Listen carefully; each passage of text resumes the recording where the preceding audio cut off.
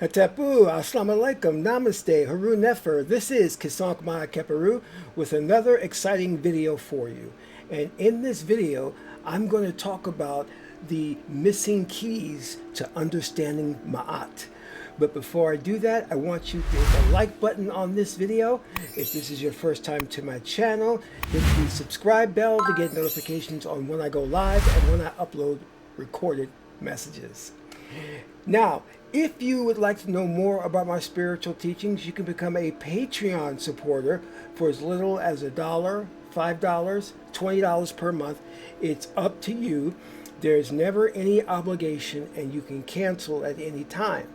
As a subscriber, you'll get exclusive access to instructional videos, videos on the spiritual and esoteric, videos that will teach you how to meditate, proper breathing exercises, how to communicate with spirits, how to do astral projection, and also we have a lot of exciting articles on there as well. So some articles will be on entrepreneurship, others will be on dealing with family curses and family trauma, and also some articles on a bit of conspiracy theory. So there's a lot of stuff that's packed into that. So become a Patreon supporter today. Now, also, my company, if you haven't heard about it, Raw Digital Solutions, builds websites. So if you're looking for a website for your business, my company would be a really great choice for you, because it's not just about building a website, because you can get a website anywhere.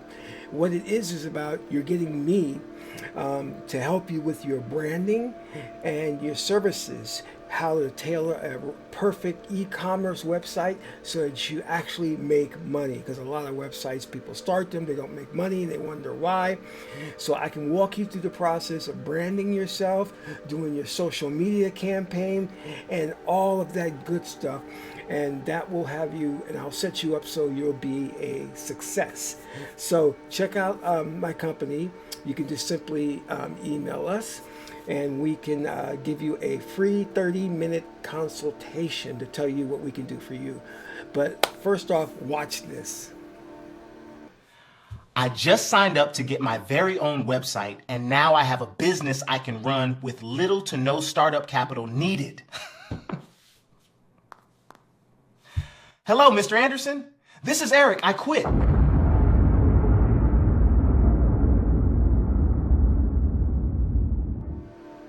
All right, so if you want to take that step into financial independence, just email me and get that 30-minute consultation and see if I am right for you. All right, last but not least, share this video with family and friends so we can get the revolution started. Grand Rising, Namaste. This is Qesankh Maat, wishing you all well. Now, I want to get into a subject that is greatly misunderstood, and that is the concept or idea of Ma'at. Now, many people know that Ma'at is a deity, right, from the Kemetic or Egyptian tradition, coming straight from antiquity. One of the oldest deities out there that predates Jesus, predates Christianity. But unfortunately, which causes my person a little frustration, is that many people just don't understand Ma'at. You know, especially the women. You know, I would think that they would do hardcore studying into the ideas, principles, and tradition of Ma'at. But many times they'll adapt the name Maat, and next time I see them, they're swearing and they're cursing, and I'm like, wait a minute, you're supposed to be Maat. You're supposed to be living a very just and moral life. And unfortunately, many of the women in our community don't. And they think just by taking on a label, an attribute of Ma'at, that it makes them morally upright and just, or it makes them somehow better than everyone else, and that's incorrect. Ma'at is about truth. It's about morality. and it encompasses one important thing: spirituality. So that means adapting a way of life in the Kemetic tradition. Because I, in my journeys, have found nothing better in terms of living a straight and narrow life that exists in the precepts of Ma'at. Now, of course, we have what we call as the 42 admonitions to Ma'at, which were plagiarized by Moses and given to the Hebrews as the Ten Commandments. But the 42 admonitions to Ma'at, or the 42 Ma'atian precepts, they're just concepts that the person who is transitioning or in the hall of Ma'ati and before the judge Oser and before Sebek and Tehuti, those are things that the dead would recite. And if you're looking at the Egyptian Book of the Dead, the Port Emaru, you will see how the whole ceremony transpires. But those 42 admonitions are not meant for us in modern day times to live. And this has been a bone of contention among historians, because they went into ancient Kemet, went into Africa, and they could not find a Bible with religious texts or moral texts.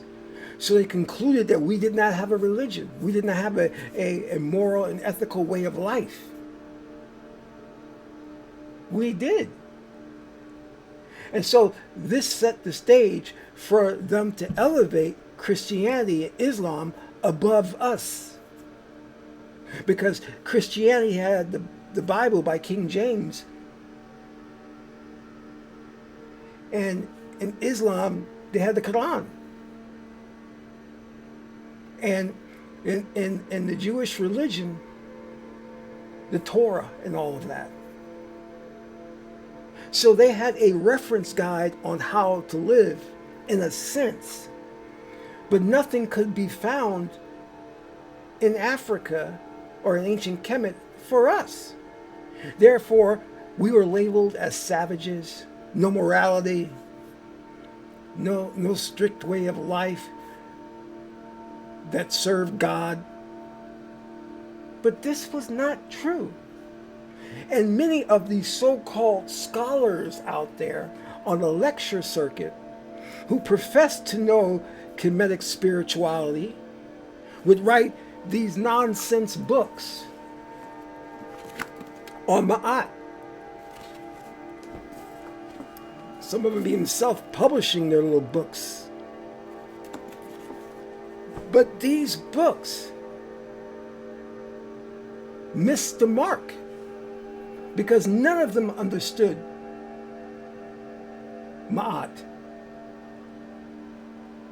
Because they missed the understanding that ancient Kemet, ancient Egypt,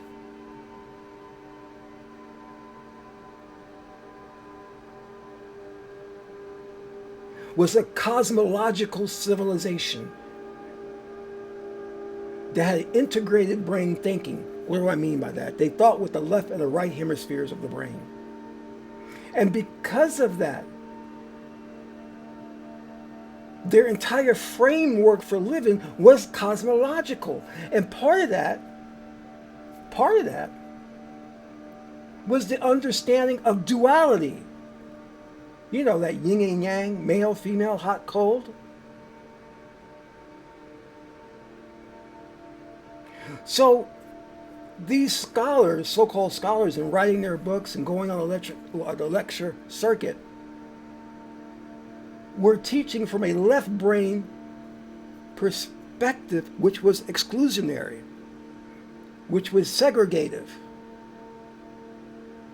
Meaning that they were teaching Ma'at, but missing the key components that made up the cosmological perspective. Now, to understand this, you would have to study the tree of life, the Kemetic tree of life. Because the tree of life gives you that whole brain thought process or integrated thought process or cosmological perspective that our ancient ancestors lived by. These books, the Bible, the Torah, the Quran, what have you, are books that are based upon left brain thinking. They are chauvinistic. They're male dominated. They endorse strict patriarchy. They exclude the female principle and female sages and priests and priestesses. But in African civilization, we incorporated the dualistic principle in the cosmological thinking and thought process. And this was a major problem in Western man's civilization, which is carried over into contemporary modern day. The problems spring forth that you see in America is the inability of white man to think holistically. Therefore, he subjugates his woman. He teaches spirituality on a Sunday, excludes the principles of the feminine,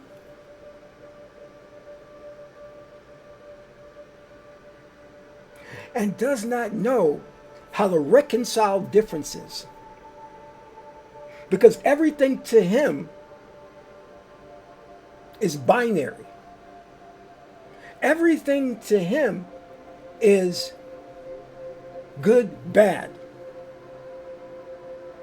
To where he sets the stage for everything to compete with the other.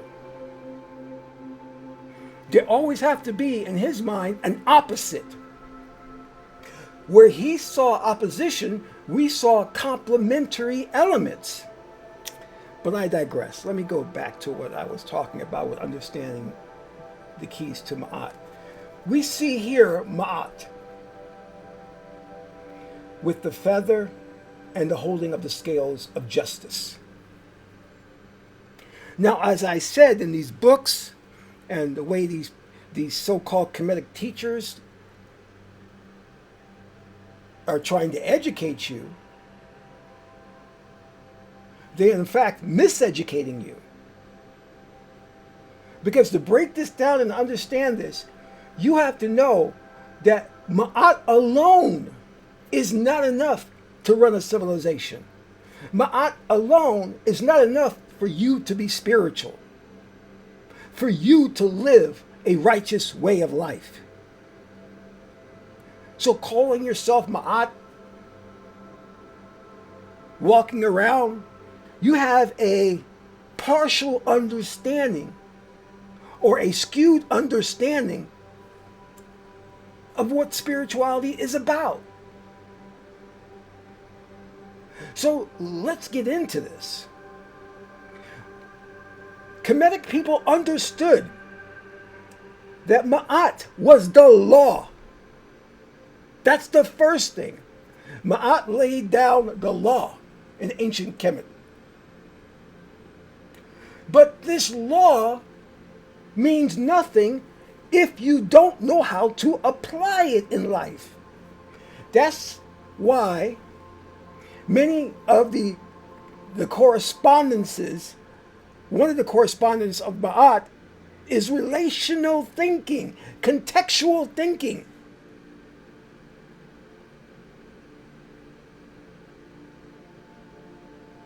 And as such, Ma'at cannot be who she is without her mate, Tahuti. Tahuti is a scribe. He is the god of wisdom, the iris bird. You see him with, he's here with the papyrus and his pen. They are mates. They are husband and wife, brother and sister. Why did the ancient Egyptians set it up that way? Because to have Maat alone is to be incomplete. You have to know how to apply the law in your life.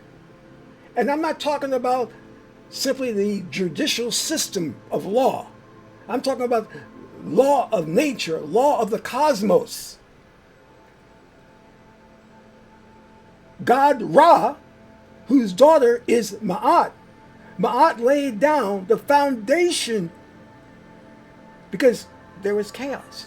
So Maat laid down the order and foundation for life. But what if you break the law? What if Jupiter decides to go out of his orbit and to beat up Neptune and take its orbit? That's chaos. That's not only a violation of Maat, it's a violation of Sekert, a place for everything and everything in its place. Everything plays out its role and its position in life. So Maat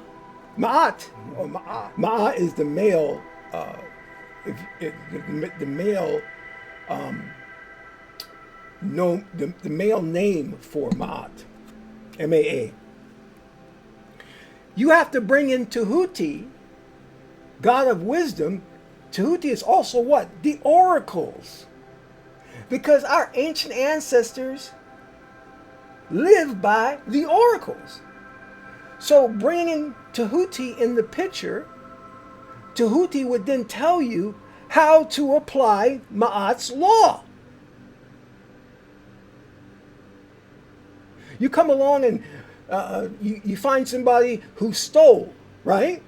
They broke the law, they stole. Well, then Tahuti comes along and says how the law should be applied in this situation. And in this situation, Tahuti says there should be leniency because this person was starving. They had no means of making a living, and their family needed food. So he stole bread so that he could feed his family. So Tahuti says, let's give him leniency. Do you now understand? But if you're going to have just this law and apply it willy-nilly, or however you see fit according to your left brain mind, you're going to have what we have today. The prison, pipeline, industrial prison complex.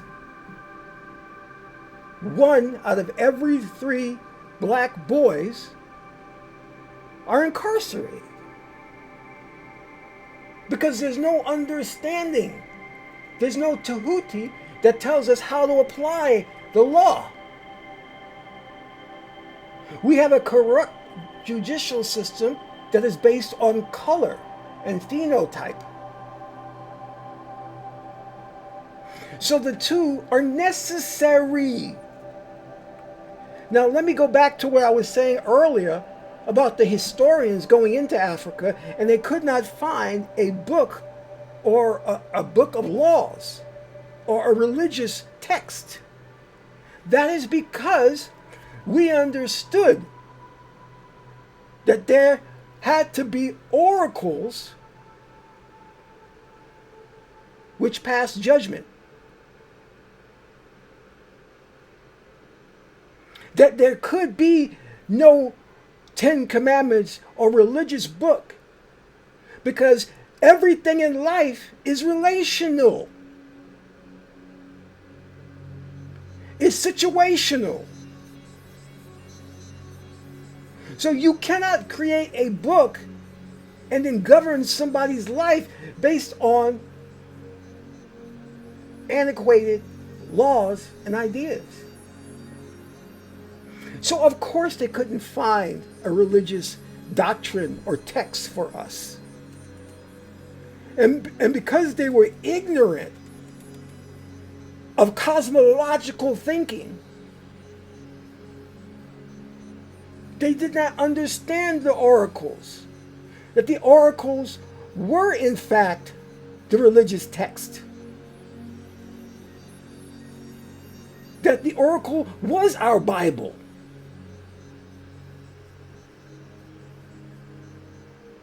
And the lack of their understanding of this has caused so much damage. It has set the stage for their anthropologists, their historians to label us as primitive and ignorant. Simply because they could not find a book of religious doctrines where we lived by.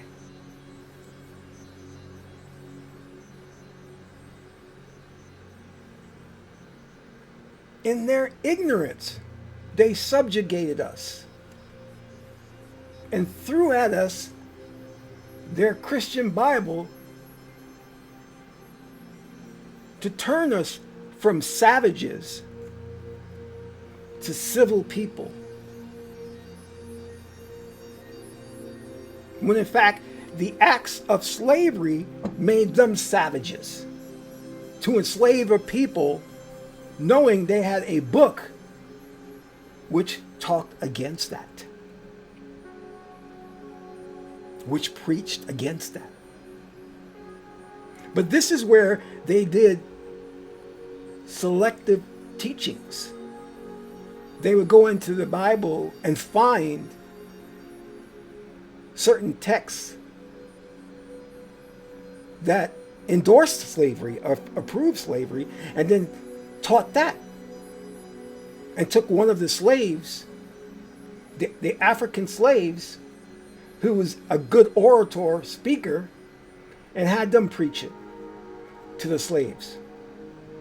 And he would go from plantation to plantation to plantation, preaching this doctrine that slavery is good, based on selective editing of the text in the Bible.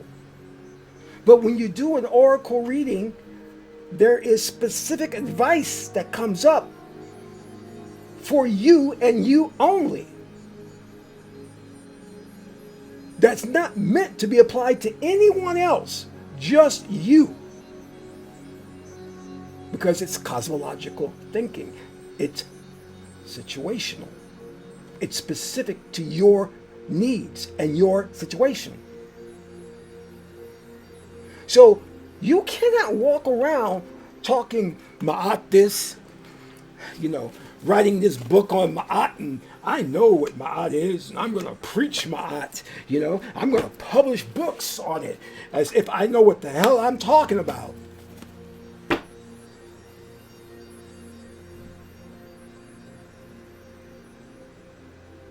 When you yourself don't understand whole brain thinking and relational thinking.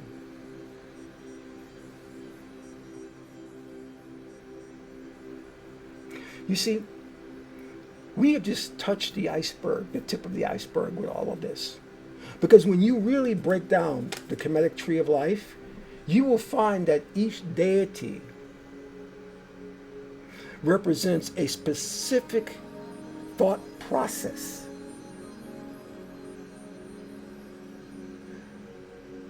Like, for example, if we want to go through it, we can talk about there's congregative thinking. There's syllogistic thinking. There's segregative thinking. There's synthesis thinking. And then there's antithetical thinking. And these different modalities or thought processes are supposed to work in harmony, in tandem, to create a well-balanced, holistic person. Now let's go on.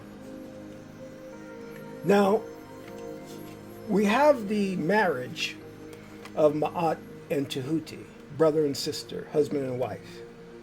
But this is not enough. And this is the problem with our people.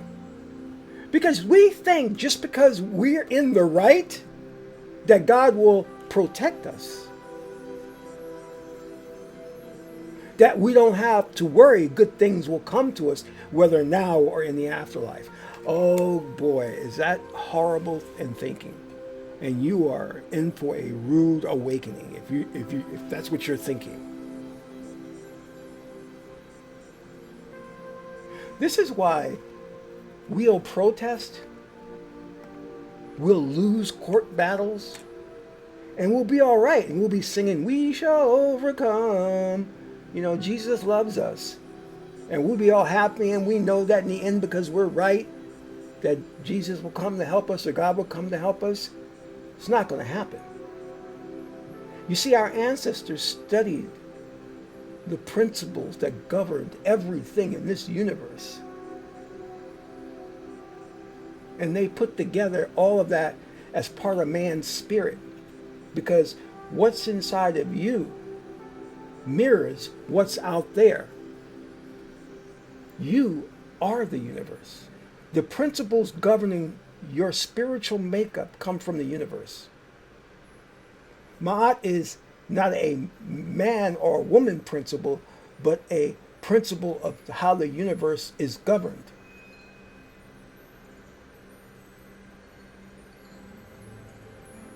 Now, the problem that we have is we think that going into court to say, oh, you know, this police officer shot this young black boy. And then all of a sudden the police officer gets off. And we're shocked. But we were in the right. Ma'at means nothing without the teeth to back her up. Her laws mean nothing without the power to enforce her laws.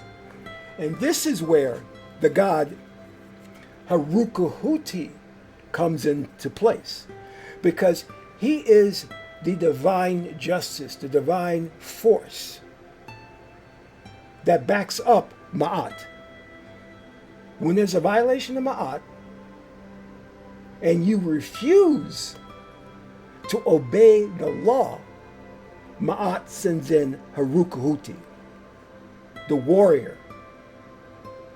And when he comes for blood. That's what he is.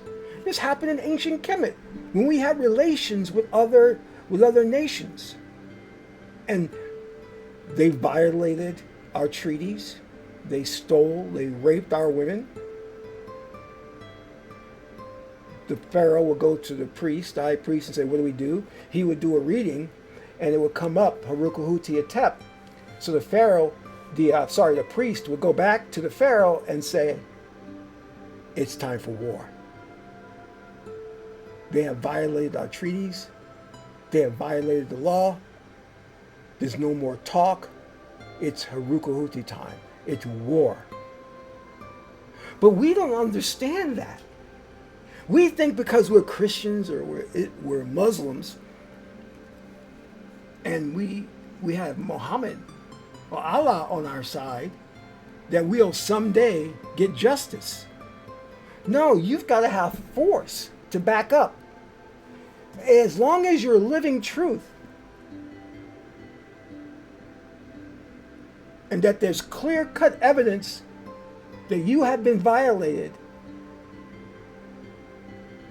then Harukahuti needs to step in and take over. God of justice. But again,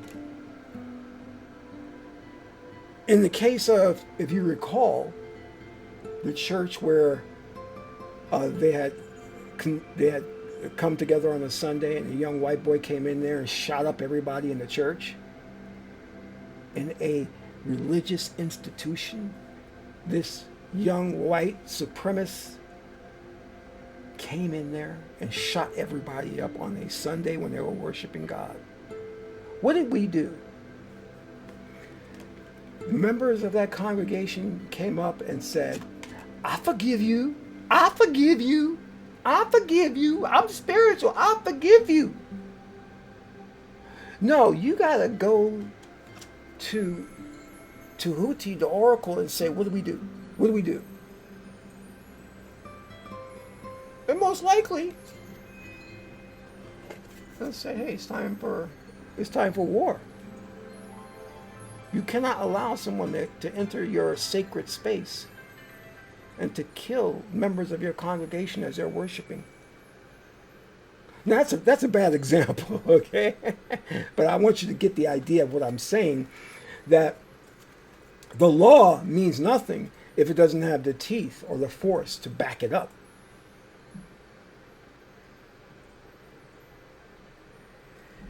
If you really want a good understanding of Maat, I recommend you getting this book. It's called Maat, the 11 Laws of God. This will explain in a cosmological way how these forces are interdependent upon one another.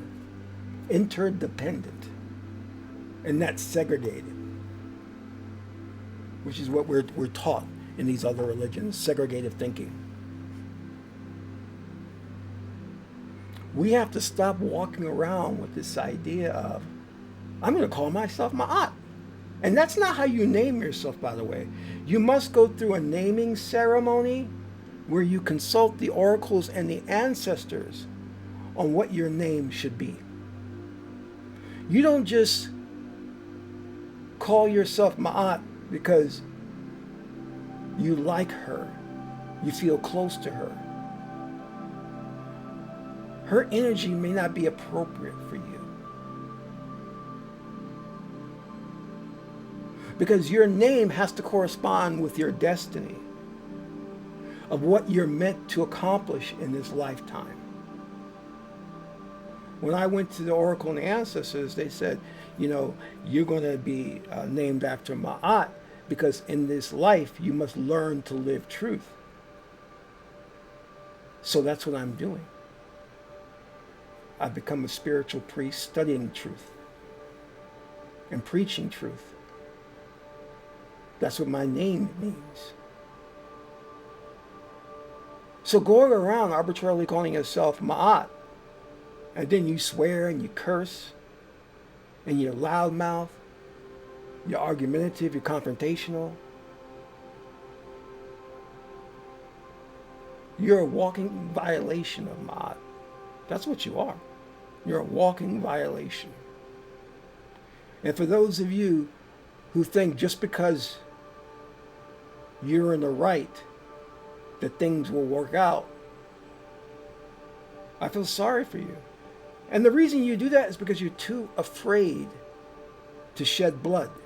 You're too afraid of Harukuhuti. See, this is what Haru did. When Haru fought Set in the beginning, there was a stalemate. He couldn't beat Set. But when he went to Tahuti and got his third eye, he became victorious. But before he could even fight Set, he had to become Harukuhuti and fight Set at Benhutet. That's where the battle was. He became Harukuhuti, a warrior. And too many of our men in the community are afraid. So they use the excuse that their religion teaches tolerance, patience, love. No, there is a time when you're going to have to fight, and blood is going to have to be spilled, because for too long we've been victimized, because this system of oppression knows it can walk all over us and we will do nothing. We will do nothing. And it's a damn shame. So I hope this has laid the foundation for your proper understanding of what Maat is all about. And as I said, get the book by Ra'u Nefer Amen, Maat, The 11 Laws of God, and you'll get a very deep and expanded understanding of what she is all about and her laws. I hope this message resonates with you. This is Qesankh Maat Keperu, son of Maat and Tahuti. Maat is the beautiful goddess Heteru. And until my next broadcast, I'm in Ra.